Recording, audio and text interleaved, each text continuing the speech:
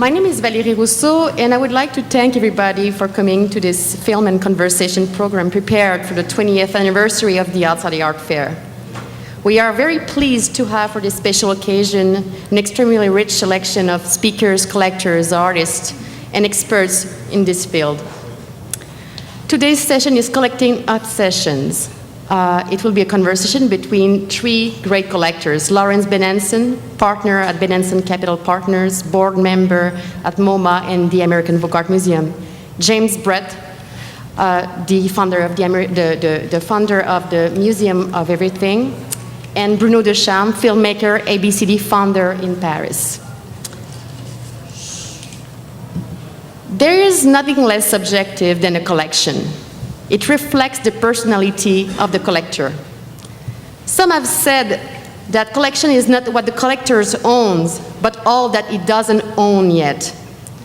This says a lot about the nature of desire and how this absence plays in the formation of a collection.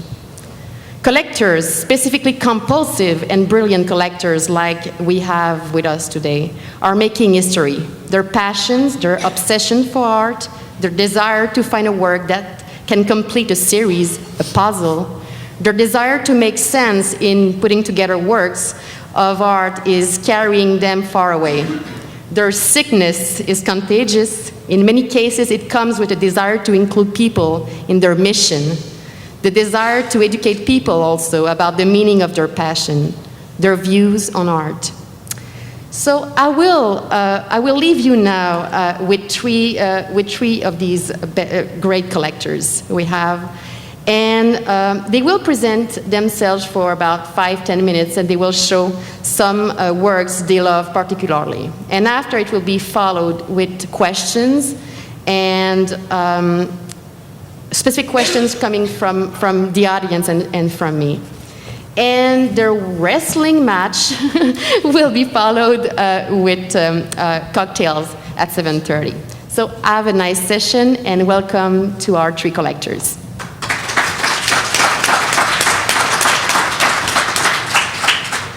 We are beginning with James Brett, founder of the Museum of Everything.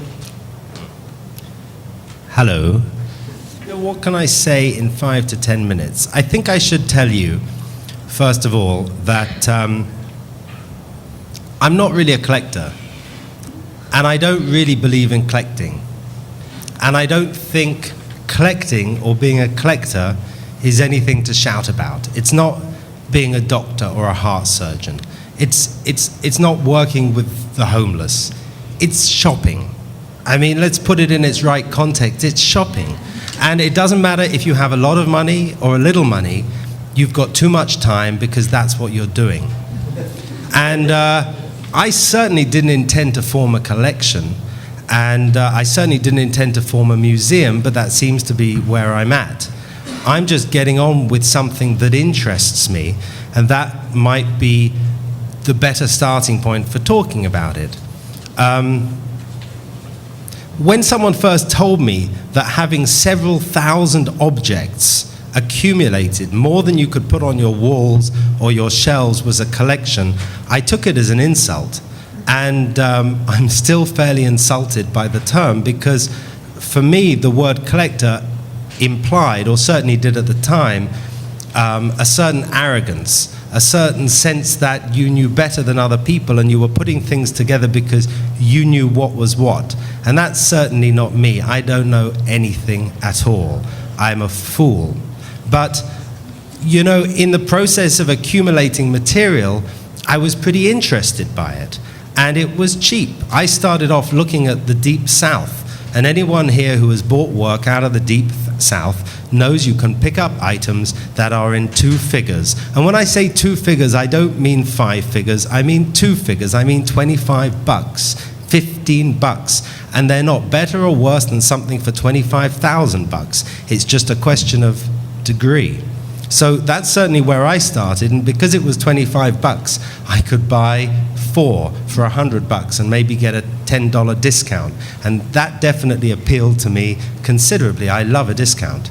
And as I looked at more of this work and really looked at why I was acquiring it, I saw that there was a vernacular going on, a language that lots of people who were selling work for those 5 figures, those pretend 2 figures, were quoting, and they were quoting it aesthetically, and they weren't giving credit to the people who they were stealing the aesthetic from, and they were called contemporary artists. And I didn't have much traction with a lot of them. I mean, I was a fan of quite a few, but to be an artist, what does that mean? It sounds so pretentious. The people I was buying work off of didn't really call themselves artists. They just were getting on with it. And so I got on with it. And the more I looked at it, the deeper I got. And I really went without snobbery. In fact, I sort of, my only mantra was not to deal with the galleries. So obviously I was heartbroken when I realized that some of these dealers knew more than me and had some substantially great pieces of material that were more than 2 figures. That was a major shift in my cultural understanding. I was devastated, especially when I wrote some checks. And the more I looked, the more I found these fantastic artists. And it wasn't just limited to the people in the South. It started going further to work that came out of a private need to create. And that's what interested me. I'm quite a creative character. I want to know why I exist. And, you know, I think most of the people who look at this material, really, you need to just say to yourself, why are you looking at it? Why are you not looking at the spot paintings? I mean, maybe you look at the spot paintings, but do the spot paintings tell you why you're alive? They don't tell me why I'm alive. They tell me why Larry's alive. And I'm very impressed. I'm very impressed by Larry. And you know, so what was that thing? And the more I looked, the more I was fascinated. And then something very simple happened. I ran out of room. I mean, you know, you can only hang so many works on the ceiling. So at that point, you know, I had to say to myself, well, what the hell am I going to do now? And I looked around and I saw that some smart people, one of whom I can see to my right, had created more than just an amalgamation of stuff. They decided to make it into something more formal. And some time back, I'd read about a chap who made an environment in the Isle of Wight. And those of you who don't know much about England, I mean, most English people don't know what the Isle of Wight is, but it's this little island off the mainland. And this guy was called William Brett. And I thought, that's funny. And there was a picture of him in the paper holding a sign surrounded by stuff. And when I say stuff, I mean everything of his life. He had records, he had old bottles, he had a net that he used to catch rabbits in from the 1940s, and it was piled up to the ceiling in his old schoolhouse, which is where he lived. And either he or the local kids called it the Museum of Everything. And I thought that seems to make sense, because I didn't really like most of the words that were being used, because you may or may not know I have a thing about words, although I use quite a lot, too many. And I said, William, can I open a London branch? And he said yes. So that's how I started a museum. And people turned up. And if there was one thing more interesting than shopping, it was exhibiting. And I come from a film background like Bruno. We're interested in communicating. We like to have an audience. And I saw that I could have a good audience, and I seemed to be doing it right. And whatever I was doing right or wrong, all I really did was show the stuff that I bought for $25 with a $10 discount. And the more we did it, the more people turned up. And then I started talking to the contemporary art crowd and said, look, am I right? Am I wrong? What is this stuff? And they started talking back. So curators, artists, all got involved in what we're doing. So today I'm sitting here, I'm not a collector, I don't have a museum, but I can tell you that all this rubbish that I seem to be doing has had 300,000 visitors, and I really don't know why. But until they stop turning up, I'm going to carry on doing it, because it's interesting. And I think that's really all I would say about the matter. Thanks, James. It was a very enlightening presentation. Lawrence, can you say a few words about Sure. your collection and your... Well, it's... I guess I began collecting when I was little alcohol bottles from airplanes. And my parents took me on a bunch of trips, and then I started collecting little sewing kits from the hotel rooms. And it just seemed that these were things that were cool, and my father had a lot of art. My mother took me to the galleries in Soho when I was little, so I knew about collecting. I was just collecting stuff. And then my aunts and uncles sent me a lot of postcards, so I started collecting postcards. And I guess started buying art in the late 90s. I went down to Chelsea one day, and I was just drawn there, and it was like I had opened up a door to a complete universe that was in my blood, but I really didn't know about. And the first painting I bought, the gallery owner said, come back, I promised 3 of these 5 paintings to this other collector, and I said, obviously he's going to buy this one. So I didn't come back for a couple of months, and then I went back because I was just touring around every gallery in Chelsea, and the guy said, hey, your painting's available. And I bought it because it still made me laugh, and then a month after that, I went back to the gallery, and the guy said, hey, your painting's in a magazine. I thought it was some kind of, daily newspaper or weekly newspapers in Art in America in the Review of Exhibitions. So that was really exciting for me to know that maybe I had some kind of eye. And I just started really getting into it. I love it. And I agree with what you said. It's just strange. It's like it's shopping, but it's also not shopping. It's your love of what people create, love of humanity, and these are people who create these things. And maybe selling art and buying art is sort of a performance art. Making of art, especially African art, and outsider art, but I grew up with a lot of African art in my life. And African art, no one sat in, Gabon, 300 years ago and said, I really want to make something cool so someone can sell it and buy it on Madison Avenue. They said, I want to make it cool so I can live with it. And that's super pure. And I was showing James, who I met only half an hour ago, and some other people here, this piece of Haitian art at the Bourbon Lally Gallery that I love. I bought one of them yesterday. It's from the Bizango culture, and it's super intense. And it's dripping with integrity, and it's dripping with what seems to be blood. So it's just intense, and you can feel the human being's pride in making it, not for anyone, but just for himself, maybe for his family. When I'm asked about, I say to my friends, you know what outsider art is? And they say, no. Well, and I said, well, did you see Close Encounters of the Third Kind? And they said, yes, of course. I said, well, remember the character played by Richard Dreyfuss? He goes home, and he just has to build this mountain. He doesn't know why. He just goes home and builds it out of mashed potatoes and mud and whatever it is. And I said, that's what outsider art is. People who have to, it's in their blood to create and to see things, and they see things differently, and it's beautiful. So that's why I like to collect art. Thank you. This is one of my favorite pieces by Saul Steinberg. Its title is Truth. It's truth, and the letter R is reversed, and the reflection is correct. This makes me think every time I see it. And I care a lot about truth and justice. And in this piece of art, as in a lot of the other pieces of art I have, there's a lot of truth in it. I don't know how else to say it, because truth is different for everyone. This piece is just, I think it's beautiful. It's very unusual to have a deer with such big horns with owls sitting in its antlers and all kinds of animals. It's obviously, you all are at the Outsider Art Fair, so you know that seeing a piece of art on a screen is vastly different than seeing it in person. By John Rapalai.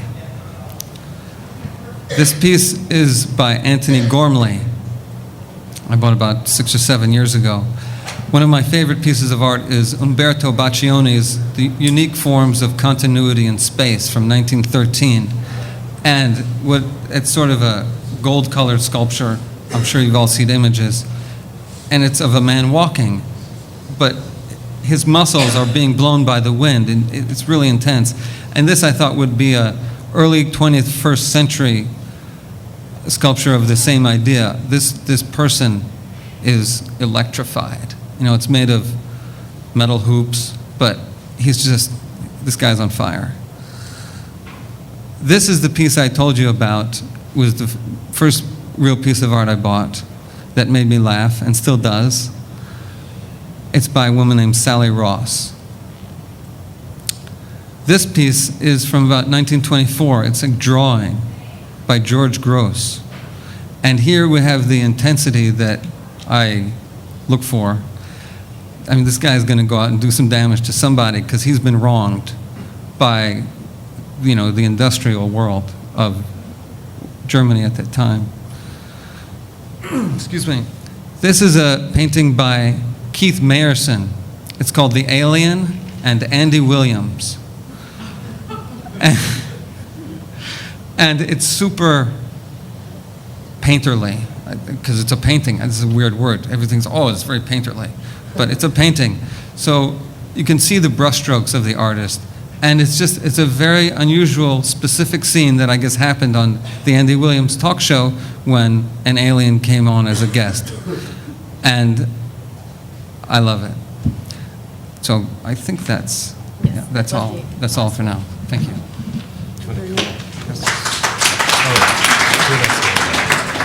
Well, you will excuse me because my English is very, very bad. And today I feel very bad. Because, yesterday I was really happy. And today I bought some works and I'm completely depressed. I feel guilty because I don't know why I bought these new works. I cannot understand that. I promised to Barbara that time I will not buy any more works, and I did, and I know why. So I feel really guilty. So before to present to you ABCD collection, I would like just to show you a very short movie. It's a teaser of a movie, a long feature I made on Art Brut. The name of this movie is Rouge Ciel, and I just want to present the teaser, which is 3 minutes, with some people that you know, some people you reconnaîtra. You will know. Okay, so I try. I hope it will work. It's 3 minutes.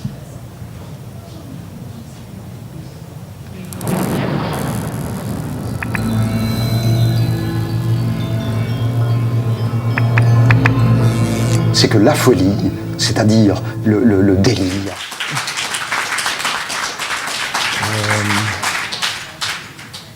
So, yes, I need a PowerPoint now. This collection is based on the concept of Art Brut. That means ABCD collection is in line with the theories of Jean Dubuffet. So I started to collect 35 years ago. Initially, 4 years, I have explored a wide field by bringing together thousands of works.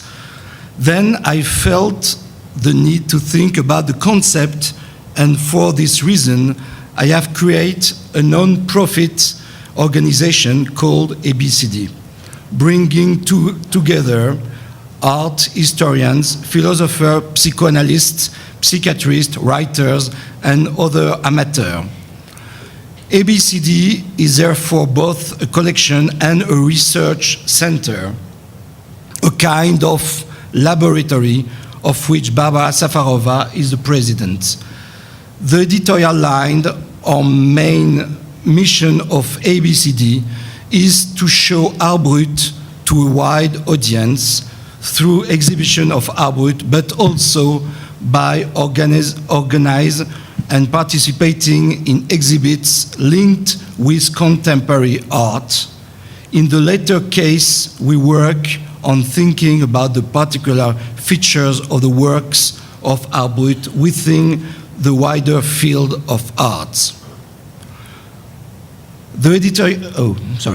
In other words, the objective is is to show the works of art brut together with other artistic production that is on the same level and with the same attention while seeking the present and make the public understand its specificities. Over time, and with the progress of research undertaken by ABCD, my choices of a collector have gradually transformed themselves. I have been making more rigorous choice.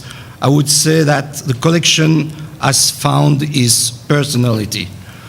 Over time, I have realized that the works that interest me the most in art brut are those produced by artists suffering from psychosis. That is, people whose psychic structure is radically different from ours. It seems to me that these works offer us a vision of the world that is extremely rich and teaching us something new about it and highly creative. They go to the heart of the mysteries that surround us. They respond in their own way to the question that haunts us of all, where we come from and toward what we are heading. I just want to show you some pieces some works, some artists, of course, that you know most of them, and which are for me, I don't know if the one I prefer, but the most important if my life. I just show you the drawings like that without any comments. And that's it.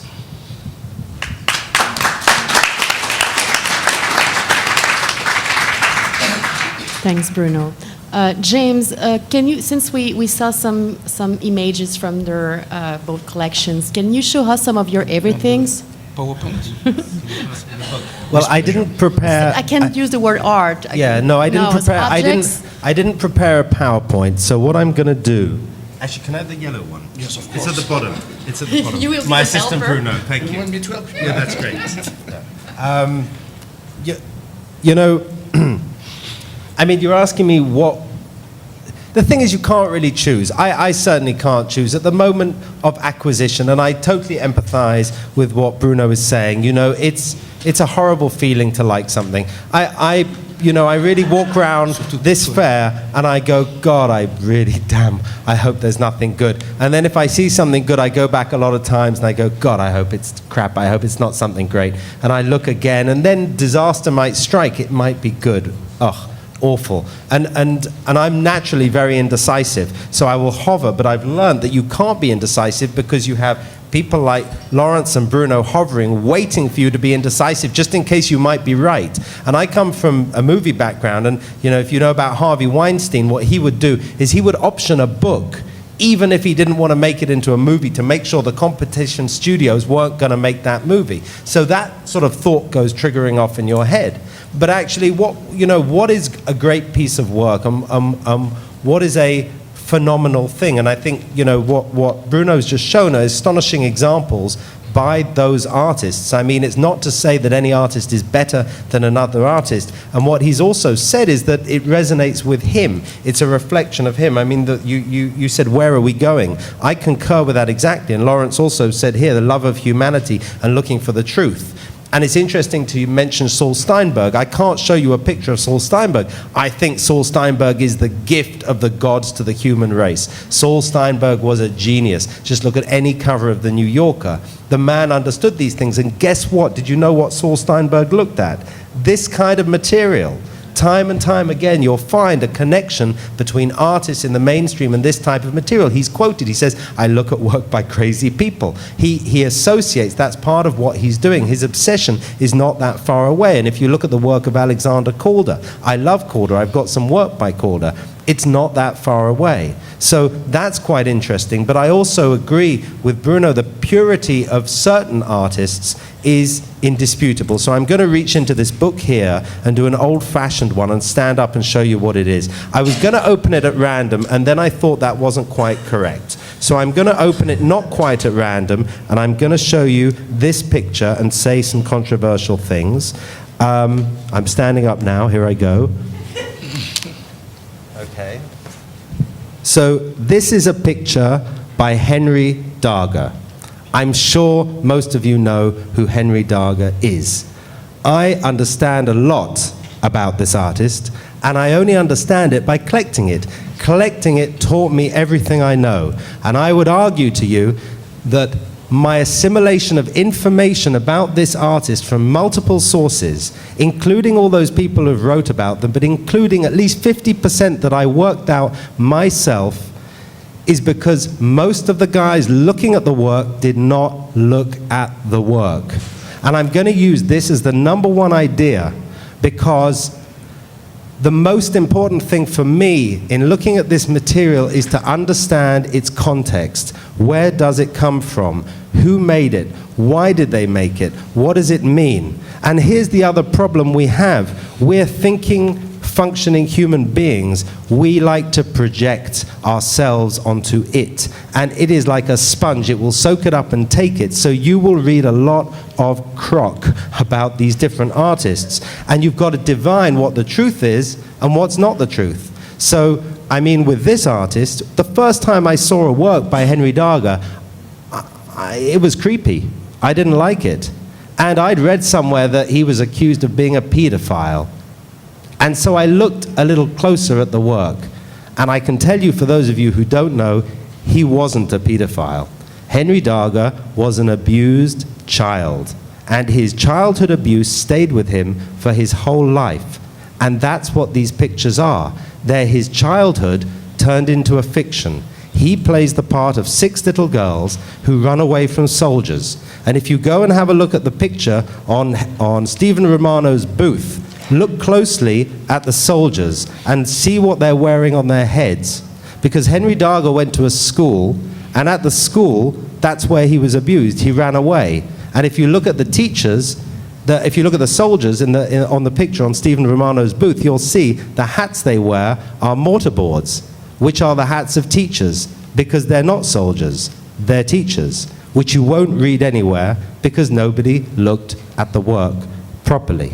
So I'd say the first one I'm going to show you is Henry Darger very specifically. And if you buy our book, which I hope you will, you'll see the only assemblage of 10 images.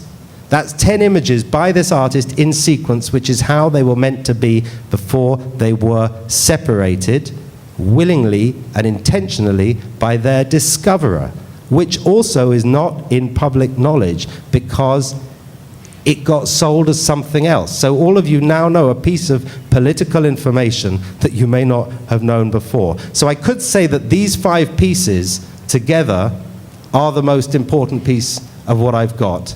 And I'm just debating whether to waste more time and show you other things, but I will. So if you want to make a donation to the Museum of Everything of your beautiful Dargers, I think it's the point. I accept. No? I will tell you what it means. I will tell you where it goes. I even spoke to my friend here, Bruno, and told him about the relationship. It's fascinating when you really look at it. But anyway, let's move on because the world doesn't begin and end with Henry Darger. I'm going to bring this guy up because he's also in the fair. This is Royal Robertson. He's an American as well, so that's good. Royal Robertson was a sign painter, and he painted signs continually through his life. His wife left him, and he carried on painting signs. This one I've got here says, "No divorce whores." It's a terrible thing to say. He thought she was cheating on him. She might have actually been cheating on him as far as I understand. But this whole signage, it was a love letter. He couldn't bear to have this woman leave. I mean, that's astonishing. He creates an environment entirely committed to winning her back, which he never does. And if you speak to Scott Ogden, who's here at the fair and knew the wife, you know, he'll tell you about this conflicted character dying to get his wife back. I mean, that fascinates me. That's a really human story. That's a movie of the week. James, I will stop you right now. Yes. We will continue the conversation, and we will come back to some of the pieces. Something that you have in common, at least, it's you all love Dargers. You have Dargers in your collection, but it's interesting to see that I didn't think about it before I was putting you together. Let's let's try a very difficult question because it seems so evident to you that it's not easy to talk about it. But why are some artworks more appealing to you? And if I'm referring to ABCD's collection, many of the works are from psychotics or people, from mental issues. So I don't know if there's something that you can focus and talk to us about why some artworks are more appealing for you. Do you want to start? Sure. Excuse me. I think that all the art, the visual experience, the thrill you get or the jolt you get standing in front of a piece of art is what's most important. And visual art should stand on its own.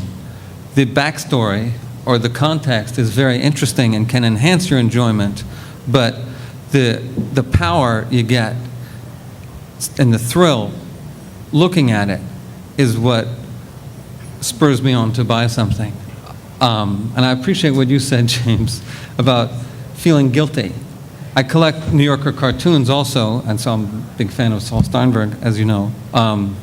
There's one cartoon with two men in a jail cell, and one guy says to the other, just remember, it's okay to be guilty, but not okay to feel guilty.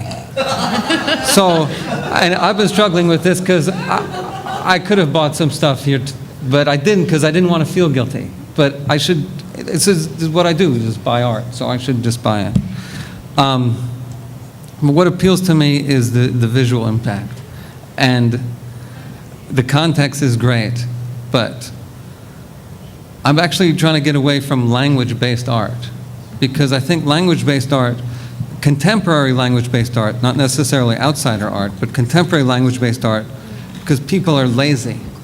They're getting more and more lazy these days, and they want instant gratification. They don't want to think about what they're looking at. They want to read to understand what they're looking at. So I want to get away from that. I bought some language-based art, but I want to go back to visual impact art and painters and artists that make you see differently. Yes, but when an artist is coming from a different culture as yours, you are not having the same background than the artist, and sometimes it makes it necessary to, in a certain way, expand your knowledge to understand the work, or to read the work, or to connect with the work. It's not just a visual statement. It's not. I disagree mostly. Okay, I mean, I bought a painting here by a man from New Zealand whose name, if I could remember it, I couldn't pronounce. But it was a gallery from the Cook Islands, and I don't think that gallery is here this year. But it's this beautiful painting, and I wish I didn't have a picture of it, so I couldn't send it to the show here. The impact is amazing. It's this guy has the complete ground is blue, and there are little people or figures with Rubik's cubes painted on their backs. They're not really cubes, they're flat, but they look like Rubik's cubes, and they're clouds that are made of figures, and the sky is black and the ground is blue, and it's just visually awesome. And Bruno, what is your, how are you selecting your work? What is appealing? What is the most appealing for you as a collector? Like, we can talk about the passion that you had this afternoon or yesterday. You bought some works, you said? Yes, something which is small pieces, small works from Melvin Way.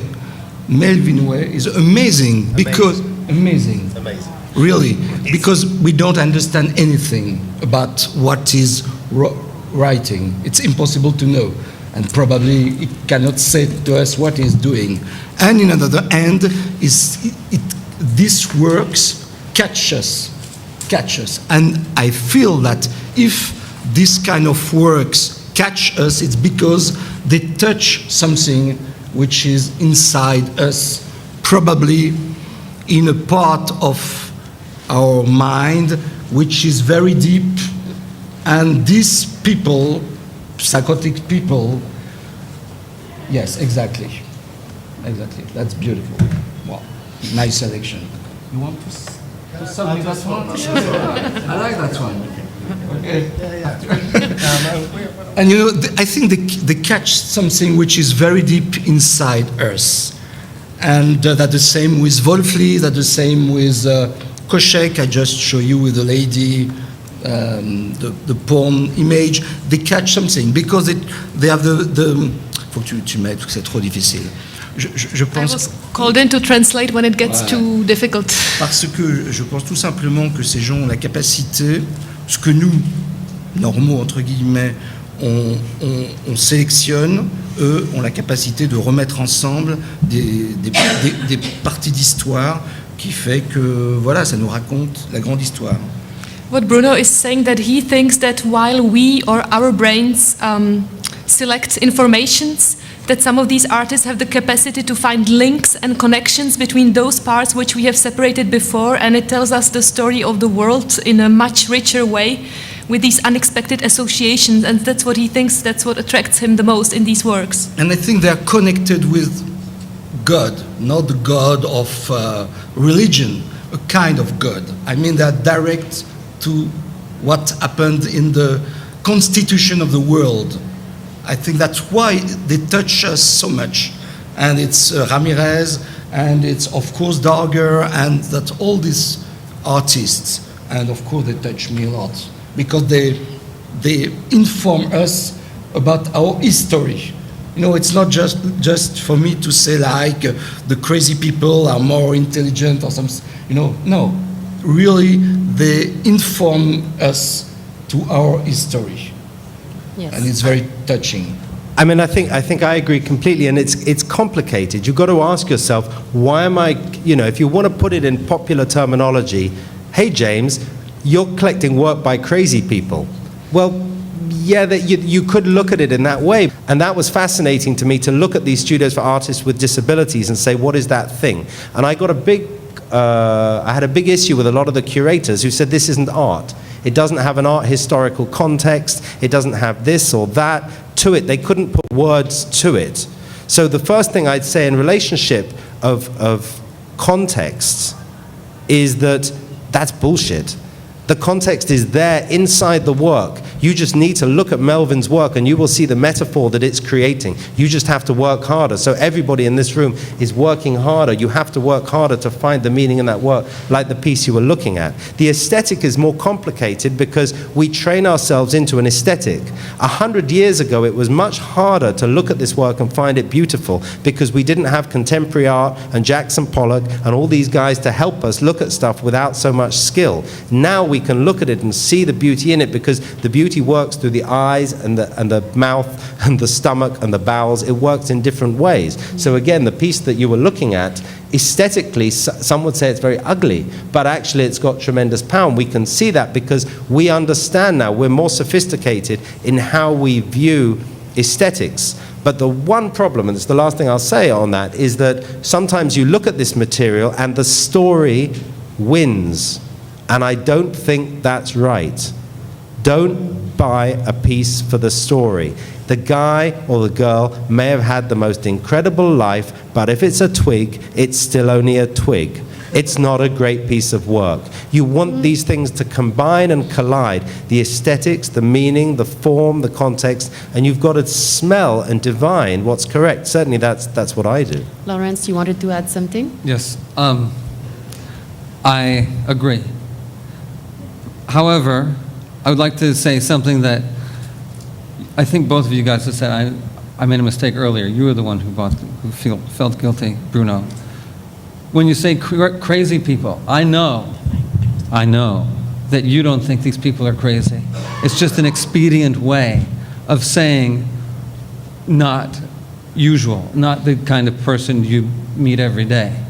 But the art people who come and look at and try and put it in a box, and they can't put it in a box, then they say it doesn't belong in the box, I'm upset with them. Because the art, and you said the art, you know, before Jackson Pollock or whatever, well, people were probably making outsider art in 1604, you know, and it was probably really cool.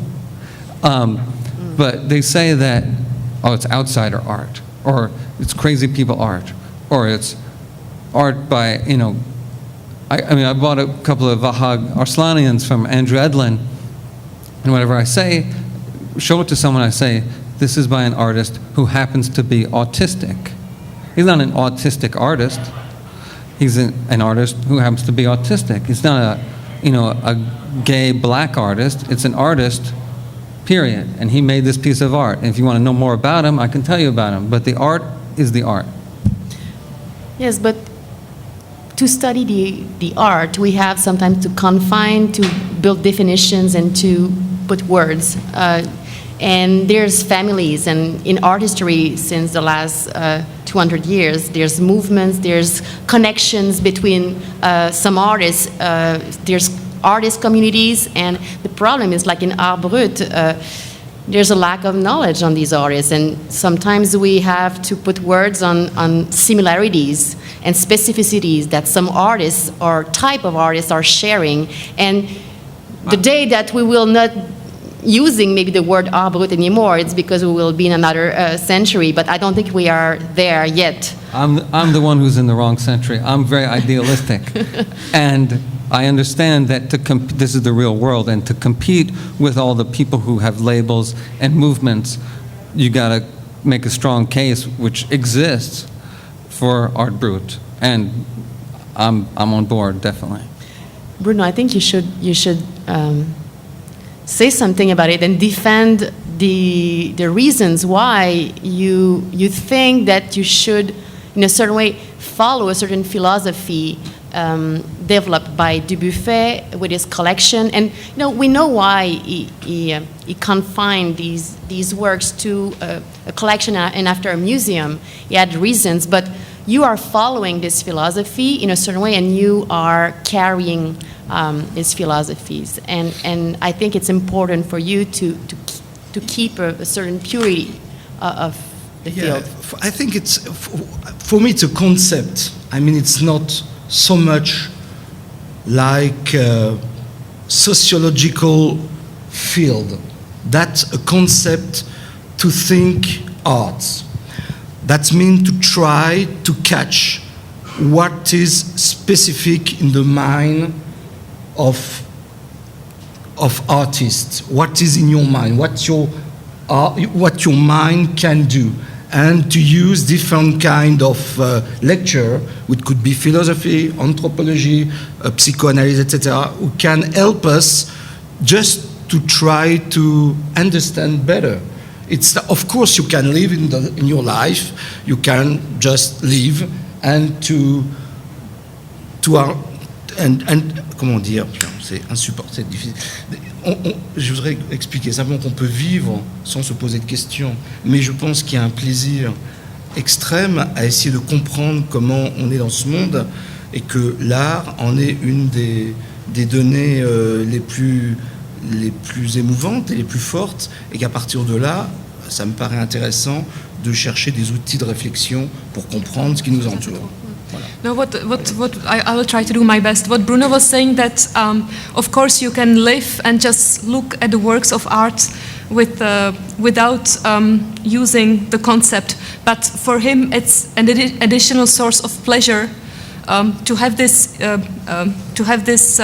tool which allows him to think more about the artist, what is in their mind, because finally it tells us something about this world and why we are in it, and art is an extremely touching and extremely interesting tool. So it's just additional pleasure, and he was saying, why to deprive ourselves of this pleasure? For me, just a question of curiosity about the world. Where are we coming from? Where are we going? And that's just it. But of course, when I look at a piece of Melvin Way or, I don't know, Dauger, I'm completely inside the world, and probably I don't ask me any question. It's just the pleasure to see. But in a second time, that's the reason of ABCD, I'm very interested to try to understand why. It's like when you learn history, you learn geography, you learn everything. Yes. And the knowledge of the world, that's it. That makes it interesting too when we are collecting works from different countries and from different backgrounds and from different philosophies or Yeah. religions. And I think that, Lawrence, in a certain way, you are more looking for something universal, cross-cultural, when you are looking at these. Would you use art production? What would be the best term you would use to be the common denominator for all of the objects, art objects that you are collecting? If you don't want to use a word, maybe you don't need to. But I don't know what the word would be. Universal is good. I have a lot of sub-collections. I have an anvil collection, and there's only one anvil in it. There are two models of anvils. I have, I think it's art. It's beautiful objects. beautiful. It's beautiful, but beautiful for you. Beautiful for your. It's really like because there's something about sharing your collection or your discoveries to the others. And yes, it brings me a lot of joy to show as many people as I can the stuff that I have collected, and I like to hear what they say about it. And I don't want, and please don't get me wrong, guys. I love the backstory, if it's awesome and if it's known about it. And I have two Dargers, as Valerie mentioned. I defend him all the time because it's amazing how people have so much fear in their lives, a fear of the unknown. Why are there penises on these little girls? I say because the guy never saw an image of a naked woman. Who knows why? And who cares? This is intense. This is just beautiful. So I don't know. I hope that answered something. Mm-hmm. James? Well, I mean, look, I totally agree with what Lawrence is saying. And I think openness in terms of appreciating the word, even if you don't know, is the key. Though I will tell you why they have penises, because I think I know the answer. I like my fantasy. But it doesn't, what I'm saying is it doesn't matter. What it is you're open to what that interpretation is, and you're not going to position yourself to say, like I'm about to position myself, but you're not going to project a meaning onto work for somebody who's not able to defend it. And that's also part of it here, because probably part of why we like the work psychologically is because these guys don't answer back. They're not like contemporary artists with all those bloody opinions. Marina Abramovich, oh my God, she'd drive you mad. Henry Darger's not going to drive you mad like she is. And that's an interesting thing, because that's about us versus them. And I think we have a responsibility. Certainly I feel it when I put on a show and assembled a big grouping of work by people with learning disabilities. I'm their advocate. I mean, I'm the guy who has to speak for them, because 9 times out of 10 they cannot. I've got a responsibility, and I'm going to have to take that on. And if I'm going to amass that and I'm going to communicate that, then it's my job to try and communicate it to the best ability that I have to do that. And I can't talk to these guys to know, so I have to be quite careful, and sometimes I shoot my mouth off too much and I get it wrong, but the point is I know what my responsibility is. And I think at a certain point, when you've accumulated so much work, and both of you guys have clearly, there is a responsibility that comes with it, as what you're going to do next, how you're going to do it, how you're going to communicate it. The one thing I want to talk to is, I've thought about a lot the difference between an object that we call art because it's gained that terminology over time, and something that wasn't created as art that we call art. So I'd like to just answer that in my own experience, which is this. I did a show with an English artist called Peter Blake, and Peter looks at a lot of this material, folk art and circus art, but he's got a lot of found objects, and like you, he collects them, although, a bit like he's got a collection of elephants, for example, instead of anvils. He's got a collection of shell objects. And when we accumulated them together, they clearly sort of are that thing. They're found objects that become art because we define them a bit as that. But really, the artification of that object is the assembly of them. So in the situation of the anvils, I would say, Lawrence, you're the artist there, because you're creating the connectivity between the objects. The beauty is inherent in them, but they really weren't created, and some of them were created industrially, so the human endeavor within is different. And I think it's important to distinguish that, because if you compare that to somebody who's got a different mental capacity to us, who's disabled in some way, though, by the way, all of us are disabled. Everyone in this room is disabled. There is no such thing as disability, but that's by the way. Right on. We're all human beings. And a human being making something creatively is what unites those things. So that's why I would only separate, and by the way, I love an object. I've got lots of, I love an assembly of stuff. But I mean, it's a separate thing. And I think it's important to look at it as a separate thing, unless it's really a handmade, hand-carved, in which case it falls into that sort of funny middle road. Yeah. I mean, there's a distinction for me between a collection and accumulation.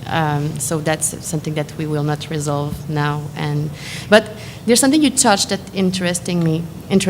It's how do we maintain a kind of ethical line when we have to deal with the life, with private lives and lives of people with mental issues. Sort of what we can reveal and what I mean. Some of you are collecting a live artist, and even when they are alive, we don't have the same attitude that we would have if they were not there. There's an ethical line we have to follow when we are a collector, with a live artist and with dead artists too.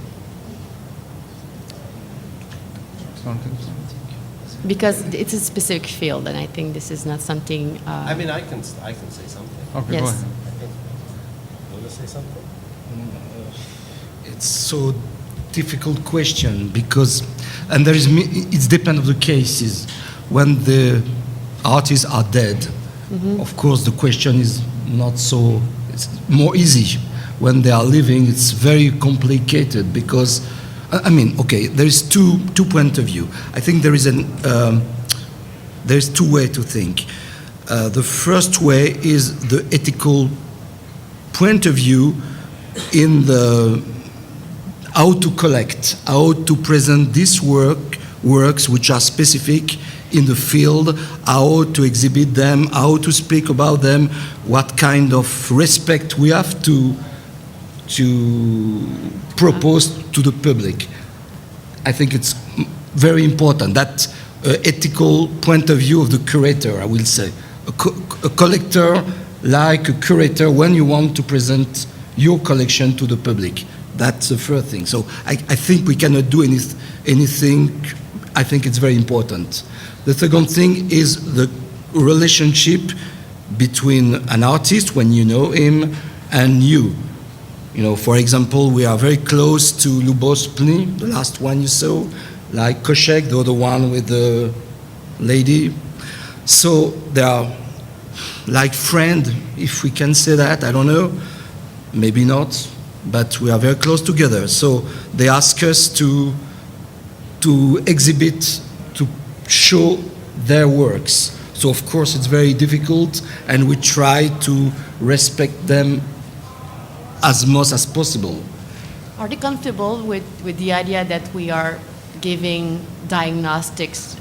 We are talking about some specific mental issues they have, or I mean, it's something. It's a reality, but I mean, you might have conversations about it. Okay, for example, with your artist.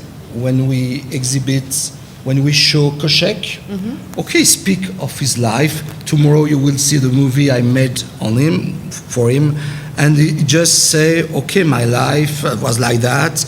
I stayed 2 years in a psychiatric hospital. He said to the camera what happens to him, so I have no problem to, when I write the biography, to say, okay, it's like that. And sometimes when we feel that it doesn't want to be to explain exactly what kind of diagnosis, of course we respect that. Yes.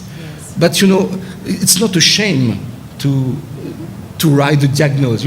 It's depend of the artist and how we speak about this diagnosis. For me, the psychosis mind is not something which is.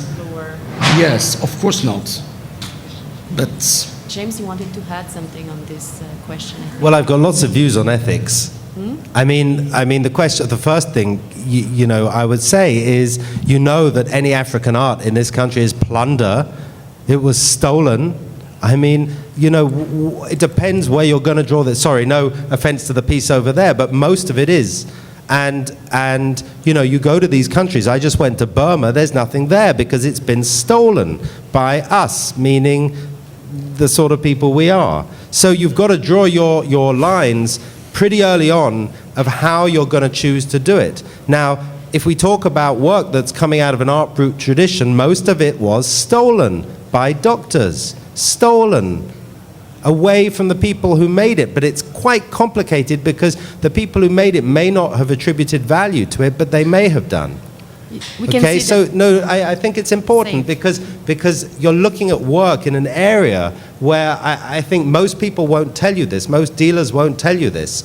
You know, Ramirez got out there, it's astonishing work. What's fascinating is the work, but a vast majority of work came to where it was, not really through totally honest, transparent dealings, and that resulted in many shenanigans, as you probably know. Some of them were in the paper. So, you know, and even if we look at Henry Darger, I have to be honest with you, when the children of that family turn up and say, this is our due, because they may one day, and none of the so-called estate made an effort to contact them, in my opinion, then I will hand them over because that work belongs to them. So ethics is a complicated issue. Now, when it comes to a living artist, every dealer in the world will tell you there's nothing better than a dead artist because dealing with a living human being is always hard work. So you have to draw your line. And I think what it comes down to is that you have your own moral balance. Your own moral balance of how you want to show work, how you want to reveal it. And certainly, from my point of view, when we work with living artists with disabilities, we made a real important point to communicate with them, communicate with the studios, share what we were doing, share with them, give them copies of all the books, let them know how we're doing what we're doing, and try to get it right, because we won't get everything right, but do our best. And when we're working with material that's older, or when I'm looking at material that's older, I just try and find that clear line. But I think it's within the individual. And I think also a lot of the dealers in this area have actually a very good moral balance. They've come to it because they're passionate about it and they have good ethics, and those get passed on quite a lot of the time to the people who buy. But I do think it's a huge issue because historically, and I'm not talking about today, but historically, that ethical line was not so clear because we weren't so clear about it. In England, for example, there's a law that states if a piece sells in auction and that artist is alive, that artist gets some money. I don't know if you've got that law here yet, but ethics is a slowly evolving process. The key, I think, if you're looking at work like this and you're buying work, and certainly for me, I want to know that the line is clean, that these works were acquired honestly, that I'm buying something that somehow has integrity to how it got to land in front of me to look at it, because I don't want to be involved or support something that is somehow dispossessing the people who made it, no matter how great the object. And that's, you know, I encounter it more and more, so I feel it's more and more important. Lawrence, you wanted to say something specific on this? I think the vast majority of art transactions are ethical, and it's very tricky to figure out the mind of the artist. You know, here we are in the 21st century, and we attribute such value to a drawing made by a man, whether it's in 1910 or 1810 or 1980. The artist who made it may say, oh, this is just, it's worth $100 so I can buy my groceries for the week. And, you know, 3 years later, if we sell it at an art fair, so we buy it at an art fair for $5,000, you call up the artist, he may be like, who is this? And what are you talking about? You know, I'm past that, you know, I'm raising chickens now. You know, so it's very murky, but I agree with you basically. Yes. I heard something scary. I heard that you are preparing an anti-Dubuffet crusade. James, I would like that you explain we need to have a little debate about it. I love Dubuffet. No, you don't want me and to do more. No, you don't. You want to say more? Well, Okay. I can tell you my opinion. I mean, I don't know. I think I said too many controversial things anyway, and I only think about them the minute before I say them, so I do apologize if I offend anyone. But it's sort of what I think, and if it's too strong, 50% of it I believe and 50% I'm not quite sure. But I think the Dubuffet thing, I can talk about it. I mean, I guess... Look, I don't know. Bruno, I would love Bruno's opinion on it, because my view of all this work, the more I look at it, is that the names and the terminology are what have excluded it from art. And one of those exclusionary names, although it wasn't originally intended, was art brut. So it both brought it into the canon of art so people could look at it, but actually it excluded it because it became a separate thing. So they could say this is a separate thing. And that's why, certainly from my experience, when you talk to the majority of curators, they'll all talk about it and say, yeah, you can have that show of those funny, crazy guys, but you're not going to have it with this Picasso, and you're not going to have it with this contemporary artist here. So it's that segregation, and that's a question maybe for Bruno, is how he feels, whether that's correct. I feel it more strongly about the terminology outsider art, as some of you might know. But I also think that Dubuffet is an interesting character because he was a magpie. And he connected, like we all connect to this kind of work. And you can see it in the bloody work. You just have to look at it. So look at the work, and then you look at some of the guys who he was collecting, and you can see the direct aesthetic relationship. There's no question in my mind. So I have debated that there's a really good show to be called Dubuffet Voleur, where you take some of the great works of Dubuffet and compare them to some of the fantastic artists he was looking at. But it's not trying to tear Dubuffet down. I mean, were it not for Dubuffet, none of this would have really come to light in the same way, and he's as close to a saint as we could ask for in this particular field. It's just time changes things. I think Dubuffet's mistake was not calling it brutism. If he had called it brutism, then it would have just been like fauvism and cubism. That's the problem. That's a good point. We will have to finish soon, so I would like to go back to your own perspective and your own story. It's the reason why I want... You want to add something on this specific aspect? Okay, good. Ce que je voudrais dire, c'est que Dubuffet a permis à ses œuvres de sortir de l'anonymat et uniquement du diagnostic. Ça, c'était à une époque. D'accord. Et maintenant, dans une deuxième époque, effectivement, on les a mis dans le champ de l'art.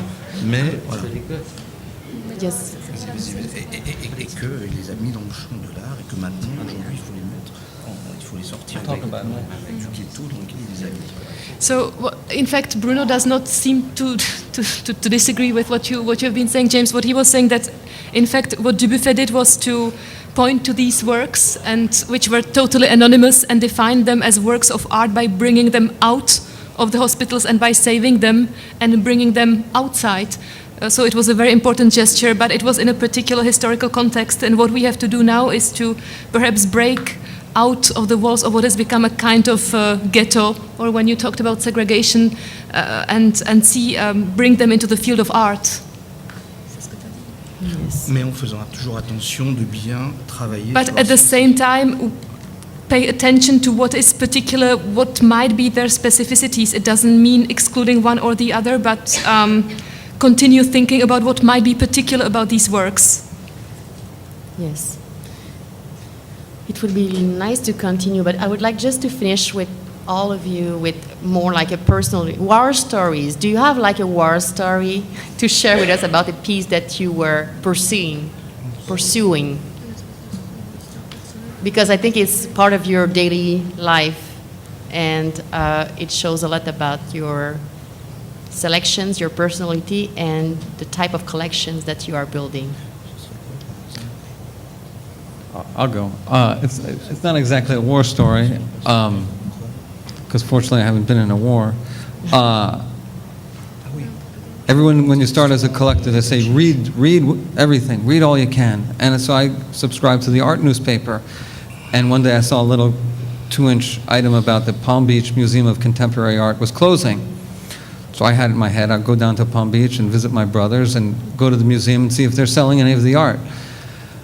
And I went there, and it was not very crowded. And but there was a great contemporary art show.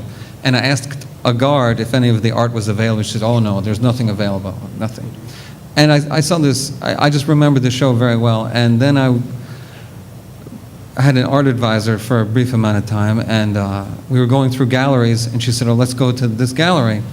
And I said, great, let's go. And then she said, oh no, it's after 6, it's closed. I said, well, maybe it's open. And there was an opening of Robin O'Neill, who had done this beautiful drawing, this is 14 feet wide, triptych, that I had seen at the Palm Beach Museum. And I went there and I waited my turn to talk to the artist, and I said, hi, I have a crazy question. Is that piece available? And she looked at me like I was crazy, because at that time she'd just been in the Whitney Biennial, and you had to be on a list. And she said, you know, I think it is.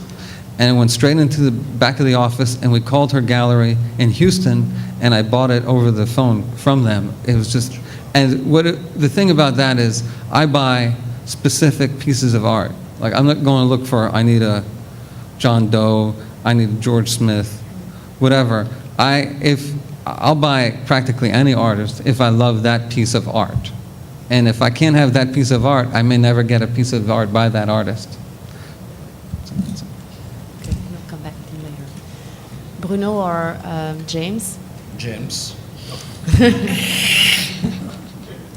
Well, I've lost all my great pieces that I've been after to Bruno.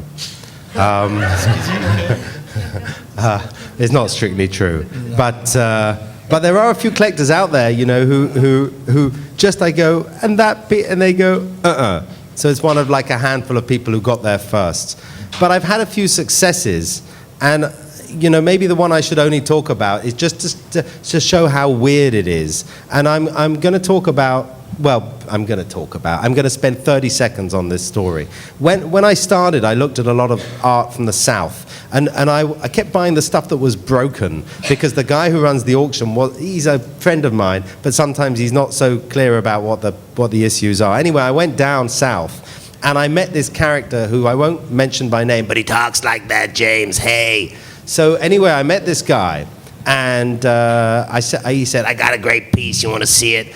And it was this artwork from the 1860s, 1870s of these gentlemen on a hunting expedition, and they had trapped a tiger, and they were killing him by shooting the cork of a soda pop bottle into his throat. And I thought this was pretty cool, so I bought it. And he said, you know, there's a whole book, but I don't have them, and you can't have them, and I don't. And, you know, so I sort of forgot about it.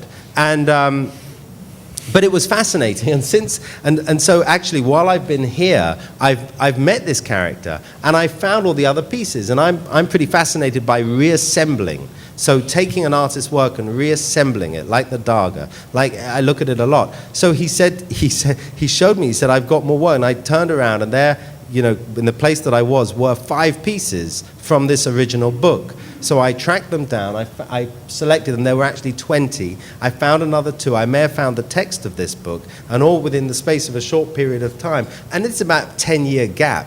So that's the interesting thing. It's not so much a war story, but I think if you hang out and you keep your eyes open and you put good vibes in the air, suddenly a piece that was a small piece for me, actually it's a major thing. I can tell this dude's story, this weird fantasy thing that he wrote and created and illustrated, and some schmuck sliced up. I can put back together a bit. So that seems good. Yes. Bruno? May I have the PowerPoint? I just want to tell you. Go back to the PowerPoint? Yes, to show you, to explain. Yes, okay. This artist, Janko Domšić, is one of my favorites. And that's a nice story, because, you know, 5 years ago, we organized an exhibition in Paris, a night show, and we used for this show an image of Domšić, which was a nice Domšić, small piece, and at this time we known only some good stuff, good pieces, nice pieces, quite small. Okay, we made the exhibition, and one time I received a phone call of a guy who told me, okay, I just crossed around the street and I saw the poster of your exhibition in Paris, and on this poster, this what I see looks like something I get in my home. And all the works of Domčić was completely disappeared. I mean, there is no more, for sure. Everybody knows that, and there was no works of Domčić. And I say, okay, maybe it's right, probably it's wrong, but let's go to see. And okay, I ring to the door of this guy, open the door, and I come in the living room, and here there was, I don't know, 50 works, very, very large, absolutely amazing, like this one. And the story is really strange because this guy, who was a painter, but a painter of the, comment dire, for buildings, was living in the same building of Domčić, and Domčić was like not homeless, but he was in one part of this building in the basement like homeless. But in another end, this painter, for helping Domčić, brought to him a lot of works, and the best of them. And this painter was, I don't know, 70 years old, and okay, he told me, I give you all these works because I think it's important for Domčić to be exhibited in the world. And I got 50 or I don't know, 60 works which are absolutely amazing. And it was a lucky thing for me. Yes. It's happened one time in your life. Likes, you know. It's great. It's great. So you can get retired now? No? And now, yeah. So if I was asking you what would be the ideal museum, I guess you would answer that it's your collection. Because it's the reason why you are, I mean, it's one of the reasons why you are unsatisfied with something and you want to build something else. You want to give a different perspective. The ideal collection, Museum. the ideal museum is not my collection because I hope to continue collecting. Okay. I don't, you know, it's not, there's nothing ideal. It's ideal for me personally, not for anyone else. If someone else happens to like some of the art, that's great. I need to decide and fight which one will be the first one. Well, my ideal museum is the ABCD collection. Oh, good answer. Did you hear that, Bruno? You said his ideal museum would be ABCD collection. Make a museum together. It's a difficult question, you know, because okay, the best museum for me should be to make a selection of what I prefer in my collection, maybe 300 or 400 pieces, to make a donation to this museum to be sure that the works will stay together. But I'm not sure it will be possible, and the other works could be on the market. But to make a nice selection of 400 or 500 pieces. Yes. So probably it's in my mind actually. The only thing is to find a good place. And I think it's quite difficult. I think you should create your own place. Yes, but you know, honestly, all the money I want goes to buy works, and I have no money to make a museum or something. I don't want to lose money in these kind of things. I mean, To have something stable. I think it's really complicated. Look, the best museum in this city for this material saw how difficult it was. We all find it difficult. It's difficulty in communicating it. I mean, but then you look at the greatest museums in America, often they were started from, it's true in Britain as well, they were started from collections. I think it's got to be the individuals who are passionate about the area, like Bruno's saying, who sort of come and say, look, let's do our best. But it's not an easy landscape. I mean, you know, certainly from my perspective, having a museum that doesn't have a physical space helps enormously because we can communicate in different places. But, you know, we're in a different age. The idea of a fixed museum, a fixed space, doesn't need to be the only idea. You know, a museum is in the mind. It's not anything anyone has to have as a rigid concept. The only thing I think it has to have is columns. I think it's very important what Yes. James says. I think a collection is only point of view of someone, and that is the most important. It's really You can patient, travel and that's and- why, for me, there is no good museum, institutional museum, except maybe the collection of L'Art Brut of Lausanne, because it's the print of genius. Yes. And the people after him was really, really good. And we have to say that. I think it's very important. Michel Thévaux and Lucien Perret was really, really good. And they go on the same way, and they did a wonderful job. I think we must say that. And I'm sure Sarah will do the same good job, really. Is there questions coming from the audience? Andrew? I wanted to direct a question to Lawrence because I think it's very fascinating that you are the only board member of both MoMA and the Folk Art Museum. And as such, in a unique position to witness some of the forces that sort of have segregated the art that we're all here to celebrate from the more mainstream. And then I wondered, as someone who collects art not based on categories, but on what speaks to you, what experiences you may have had, in the intersections of, the people that you know in MoMA, and expound upon what some of their views are about Art Brut and outsider art, and why it's had somewhat of a difficult time sort of penetrating into that world. Thanks for the easy question. I am trying. I express my views pretty openly to whoever will listen, and I tell people that it's art, not a category of art. We talk about the American Folk Art Museum a lot. Seems how Museum of Modern Art bought the building, and what to do with the former building of the American Folk Art Museum that is there now. I just encourage both boards and museums to be very dynamic and think differently. I had an idea for the American Folk Art Museum to dress people as Darger girls outside the museum, so that the people online for the Museum of Modern Art would say, wow, this is really cool. I could stand out here for another hour in 95-degree heat, or I could go into this air-conditioned building where there are people who are fun. But that idea didn't catch on that well. But it was a good idea. So I'm trying. Other questions?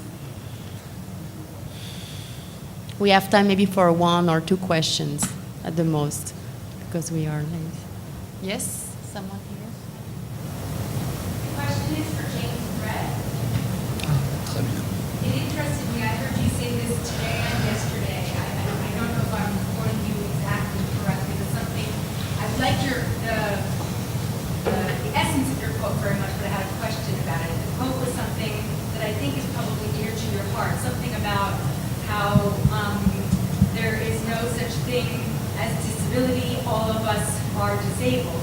But my question, I believe, maybe you said it backward, I'm saying it backwards.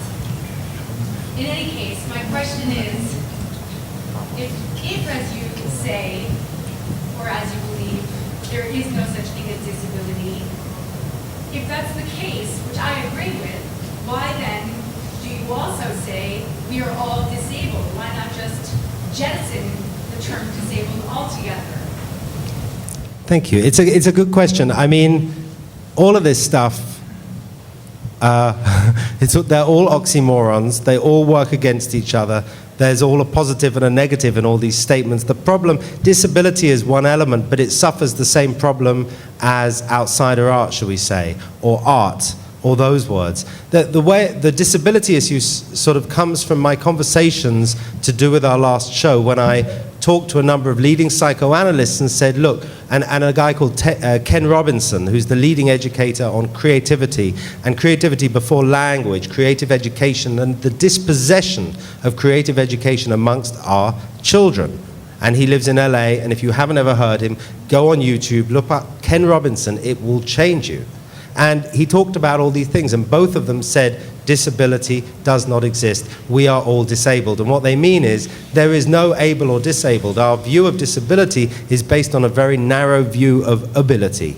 And it's to do with perception of how we perceive those things. So there's a sort of gradient of different abilities. Obviously, if someone doesn't have a leg, they don't have a leg. We call that disabled. But it's much more complicated when you get into the brain. And of course, when you get into autism, that's hugely fascinating because you know, it almost doesn't exist. There's such a wide range of symptoms and character, behavioral issues that are connected with that thing. We don't even know what it is. So it's this catch-all phrase. And in terms of, you know, saying we are all disabled, what really that means is to exclude from art someone because of a disability is bigotry.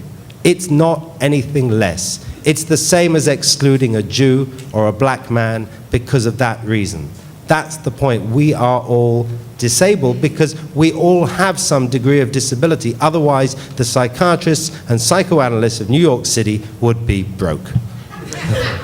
There's a question over there. Yeah. Yeah, Randall?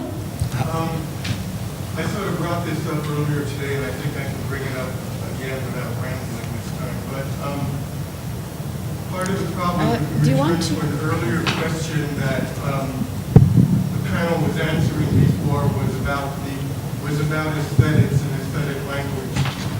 And I think that if we look at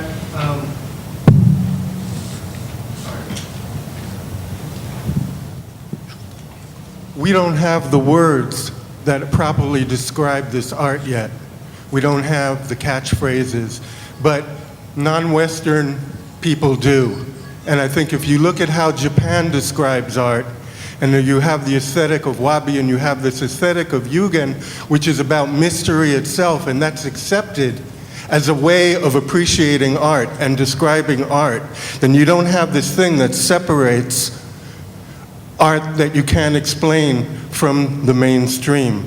And I think that we have to keep that in mind, is that what we're doing with panels like this and all is we're fabricating a new language to describe something that really hasn't been described adequately and has kept what is so-called mainstream and so-called outsider apart. When there's no mainstream and you don't recognize it, there's nothing outside of it. Thanks a lot. I think that's completely correct. I mean, you know, if we think of, but Randall, I wonder how do we fix that problem? You and I have discussed it. How do you, to call something outside is to agree with that contract that there's an inside. And so, you know, we're defining us. It's a bit like when, you know, feminism, when it's great, I'm about to get attacked, but feminism, when it's great, is defined by itself, by its pride in that idea, not defined by any notion of masculinity. And I feel the same as with this stuff. You know, if we call it outsider art, if we define it by this other thing, it's agreeing to that contract. But I don't know how to get around it. Well, that's why maybe looking at the way these other cultures deal with that same problem is part of the answer, to make those words familiar enough to us that we can use them, and, you know, it's a mystery. This piece has mystery. You go into MoMA and you say an aesthetic quality is mystery, that's not it. They're going to say that's a description. Yet here's an entire culture that uses that. It's good enough that it has mystery. That's all I need to know, that it's great. There's another question here, Mr. Fasanella. I've spent some time around Christopher Knowles, who is an autistic artist who was discovered by Robert Wilson. And his work is accepted by the mainstream to a certain extent. He has a gallerist and he makes a living as an artist, lives on his own and travels. But I've seen him work in the context of many other artists, 80 artists from 30 different countries, and he's different. And the way he goes about things is different, and he works very separately from them. So I'm wondering if, he isn't somebody who represents that transition, because I think he has been accepted by, am I incorrect in that? By the regular art world, and his work sells at those prices, and he kind of lives on his own, and he's... Would you like me to answer that? Maybe Bruno would. Do you know Christopher Knowles? No. Okay. Do you? James? I do. Go. I never heard of him. I love Christopher Knowles. Chris Knowles is absolutely fantastic. The only reason I don't own anything by Christopher Knowles is that Gavin Brown is very expensive. And Gavin Brown incorrectly decided that he was not going to price Christopher Knowles at, the outsider art fair prices. He was going to price him at contemporary prices and sell him as a contemporary artist. So whatever my criticisms of that, Gavin was the advocate in that situation. He said, no, screw this. He's a great artist. I'm going to put him out there. And Matthew Higgs, I think, was the one who actually brought him along. And, the guy's a fantastic artist. The question you're really asking me, us, is much more complicated. It's what's the transition from these artists out of this ghetto into the mainstream culture? How does that happen? And I've only got one answer for you: the market. Money. That's why Gavin Brown is right. Any artist who's accepted in the mainstream, it's generally come about because of money, and it's come about then through certain exhibitions. And I'll just give one story in relation to that. I spoke to a lot of people for our last show, and I spoke to the Tate Modern and had a conversation with their chief curator, who said, look, we can't show any of this work here because we show fine art by fine artists, and your guys just aren't that thing. And I said, but that's ridiculous. She says, I know it's ridiculous. And then she says, well, I would show Tishy. And I don't know if you guys know Tishy. Tishy's a photographer, Tiki, from, where's he from? Czech Republic. And I'll speak frankly, if I may.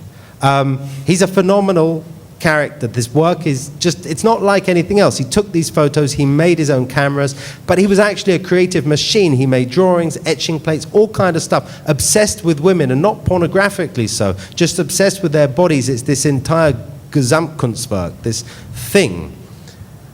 And he was resting happy in this area for a long time, until a very smart cookie got hold of him, got hold of a lot of work, and I'm not going to say how he got hold of the work, but it goes back to that word we were talking about before called ethics.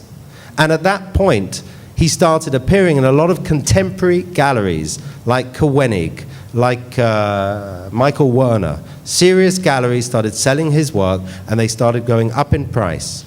And he was at the IFP, the IPF, the Photographers Gallery. That was also because certain people were making sure that he was out there. They were publishing books, they were putting it out there, and she turns around to me and says, well, we put Tishy here in the Tate Modern. And I said, you're saying you put him in there because the market has driven him there. And I didn't talk about all the ethics of how it got there, because the ethics of that particular story stink. But the market, I think that's absolutely the key there. And I think Gavin Brown's done a great thing. He may have priced me out, but he's enabling many serious contemporary collectors to put this artist in their collections. And I think that's brilliant.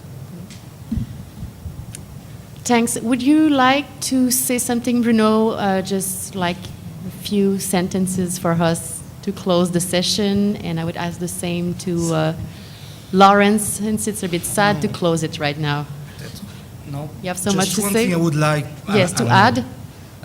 For me, what is the most important, except of course the emotion of the works, because we are a collector, is to try to catch the process of the fabrication of the works. How the mind can do something amazing. I think for me it's really touching. It's like when you see a competition of something very bright, you're very touching. It's touching you. The same, when you see Dagger, how was his life, when you see Ramirez and all these people, it's incredible to imagine that they did something so bright, so intelligent, really, really somehow better than what we can do. So it's very touching. So for me, the most important is to try to catch what the mind can do. Thank you. But the first is the emotion of the works, of course. Yes. Of course. And Lawrence, did you say? I take issue with what you said in the very beginning, Valerie, that we're great collectors. I'm speaking for myself. I would like to be known as a collector of great art, because I am not great. The art is great. And I also want to thank you very much for putting this panel together. It's only the second panel I've ever been on, but it's the best one I've ever been on. And thank you very much.